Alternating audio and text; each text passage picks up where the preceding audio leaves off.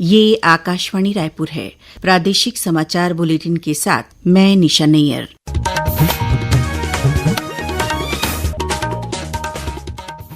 अब पेश है आज के मुख्य समाचार।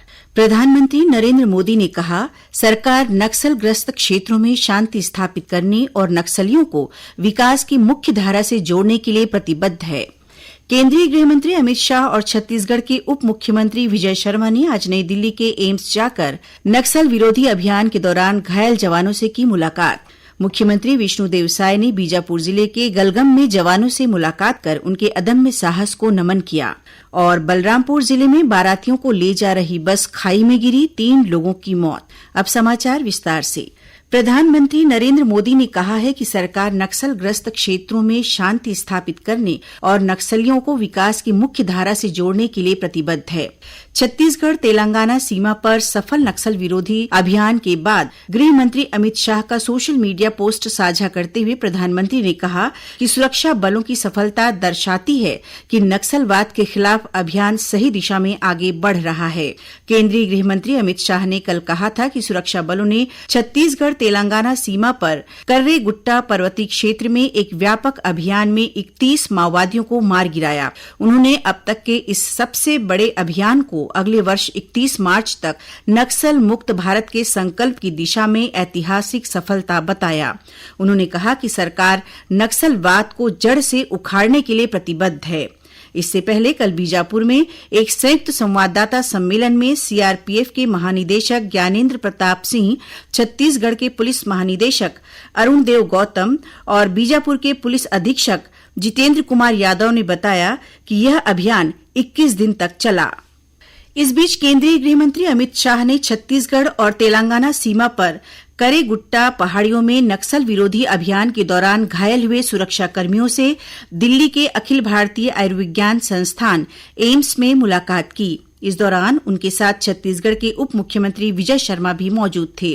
श्री शाह ने सोशल मीडिया अकाउंट एक्स पर ट्वीट कर जवानों से मुलाकात की जानकारी देते हुए लिखा कि हमारे जवान अपनी वीरता से नक्सलवाद का नामो निशान मिटा रहे हैं।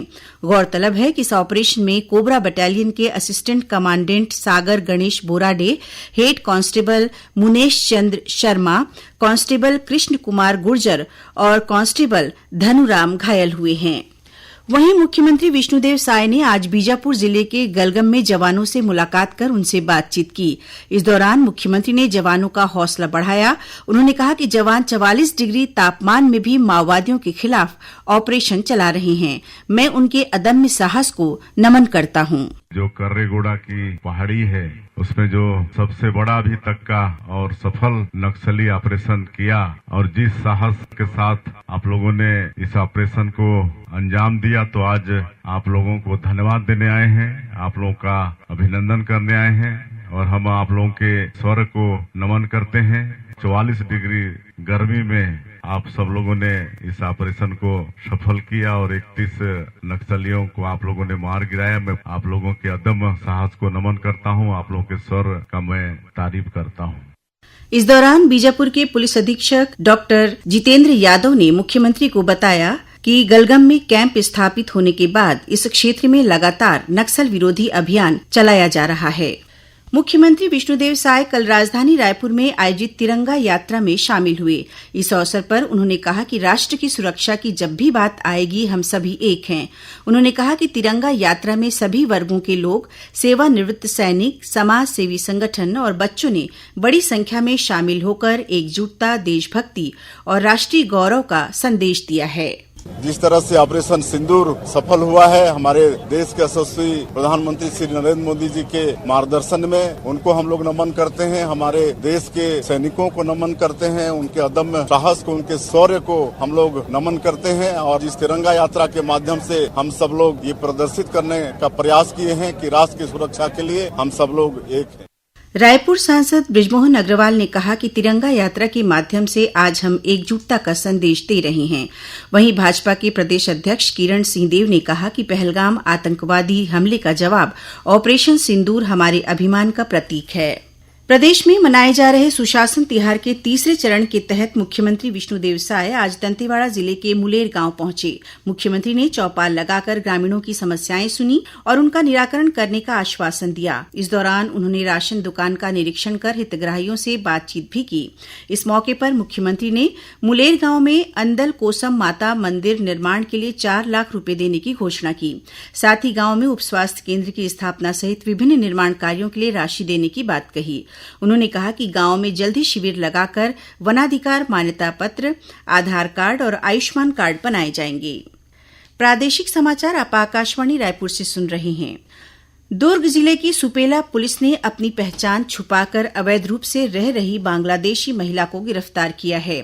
जिले के वरिष्ठ पुलिस अधीक्षक विजय अग्रवाल ने आज पत्रकारों से बातचीत करते हुए बताया कि यह कार्रवाई अवैध अप्रवासियों के लिए गठित स्पेशल टास्क फोर्स एसटीएफ द्वारा की गई है। ये महिला लगभग 1-1.5 साल से यहाँ रह रही थी। उससे पहले लगभग 5 वर्ष पश्चिम बंगाल में रही है, दिल्ली में कुछ समय रही है और अभी तक जो जानकारी मिली उसके मुताबिक ये महिला आजीविका की तलाश में यहाँ आई थी और वो घरेलू कामकाज करती थी। इनके पास से एक आधार कार्ड मिला है, उसकी फोटोकॉपी मिली है, वो किसी दूसरी महिला के नाम पे है और उसका आधार कार्ड जब चेक किया गया तो ये महिला और उस महिला में काफी अंतर। इसमें न्यायालय पेश किए जा रहे हैं। उनके जो नंबर्स है, कुछ नंबर्स उनके मोबाइल में भी मिले, उनकी तस्दीक की जा रही है। बलरामपुर जिले के शंकरगढ़ थाना क्षेत्र में आज बारातियों को लेकर जा रही एक बस अनियंत्रित होकर पहाड़ से पलट गई। इस हादसे में एक बच्चे सहित 3 लोगों की मौत हो गई, जबकि 25 से अधिक लोग घायल हो गए हैं। बताया जा रहा है कि बस में 70 से अधिक लोग सवार थे, जो झारखंड में शादी समारोह में शामिल होने जा रहे थे। इसी दौरान चांदो थाना क्षेत्र के कंठी घाट के पास बस अनियंत्रित होकर लगभग 50 फीट खाई में जा गिरी। सूचना मिलने पर चांदो पुलिस मौके पर पहुंची और घायलों को जिला अस्पताल में भर्ती करवाया। वहीं गौरेला पिंडरा मरवाही जिले में अमरकंटक गौरेला मार्ग पर कल एक पिकअप वाहन के खाई में गिरने से एक बच्ची की मौत हो गई। वहीं 15 अन्य लोग घायल हो गए। पिकअप वाहन में 16 लोग सवार थे। बलरामपुर जिले के लिब्रा गांव में बीते 12 मई को हुई एक आरक्षक की हत्या के मामले में पुलिस ने 4 आरोपियों को झारखंड से गिरफ्तार किया है। आरक्षक को कुचलने के लिए उपयोग में किए गए 2 ट्रैक्टरों को भी पुलिस ने जब्त कर लिया है।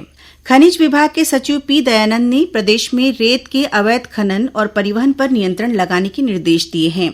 श्री दयानंद ने कल वीडियो कॉन्फ्रेंसिंग के माध्यम से कलेक्टरों और खनिज विभाग के अधिकारियों की बैठक लेकर स्पष्ट निर्देश दिए कि रेत के अवैध खनन और परिवहन में शामिल संदिग्ध लोगों पर कार्यवाही की जाए। उन्होंने कहा कि इसके लिए जिला स्तर पर गठित टास्क फोर्स के माध्यम से निगरानी की जाए।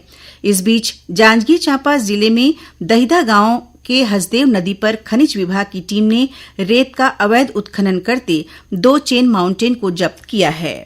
संस्कार भारती छत्तीसगढ़ द्वारा स्वर्गीय अशोक चंद्राकर की स्मृति में कल 16 मई से 3 दिवसीय रंग संस्कार महोत्सव का आयोजन रायपुर के रंग मंदिर में किया जाएगा। संस्कृति विभाग के सहयोग से आयोजित होने जा रहे इस महोत्सव में 3 दिनों तक अलग अलग नाटकों का मंचन होगा।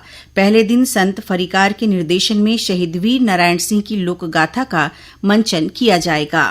आकाशवाणी केंद्र रायपुर में प्रसारण सहायक के रूप में कार्य करने के लिए आवेदन पत्र आमंत्रित किए गए हैं।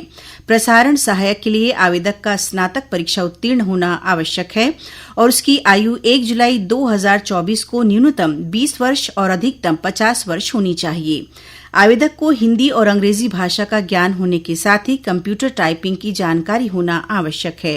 इच्छुक उम्मीदवार 20 मई की शाम 6 बजे तक अपने आवेदन केंद्र निदेशक आकाशवाणी रायपुर के पते पर भेज सकते हैं। रायपुर नगरपालिका क्षेत्र में रहने वाले इच्छुक आवेदक आकाशवाणी केंद्र रायपुर से आवेदन प्राप्त कर सकते हैं। आवेदनों की जांच के बाद पात्र उम्मीदवारों को दूरभाष से सूचित किया जाएगा। पात्र उम्मीदवारों का साक्षात्कार 26 मई को होगा। छत्तीसगढ़ उच्च न्यायालय में ग्रीष्मकालीन अवकाश के बाद 9 जून से नए रोस्टर के अनुसार मामलों की सुनवाई होगी। इस संबंध में रजिस्ट्रार जनरल ने अधिसूचना जारी कर दी है। नए रोस्टर के अनुसार 4 डिवीजन बेंच और 16 सिंगल बेंच में याचिकाओं की सुनवाई की जाएगी।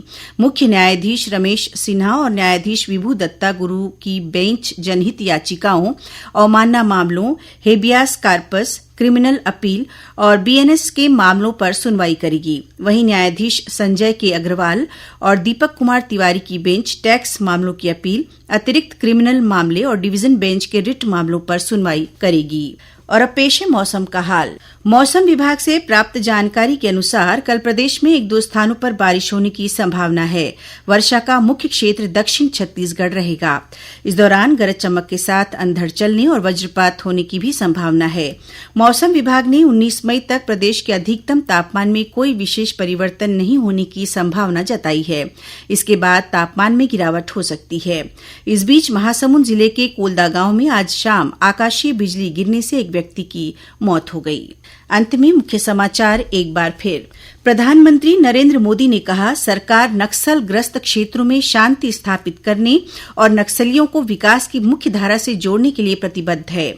केंद्रीय गृह मंत्री अमित शाह और छत्तीसगढ़ के उप मुख्यमंत्री विजय शर्मा ने आज नई दिल्ली के एम्स जाकर नक्सल विरोधी अभियान के दौरान घायल जवानों से की मुलाकात। मुख्यमंत्री विष्णुदेव साय ने बीजापुर जिले के गलगम में जवानों से मुलाकात कर उनके अदम्य साहस को नमन किया। और बलरामपुर जिले में बारातियों को ले जा रही बस खाई में गिरी, 3 लोगों की मौत। इसी के साथ प्रादेशिक समाचार बुलेटिन समाप्त हुआ। नमस्कार।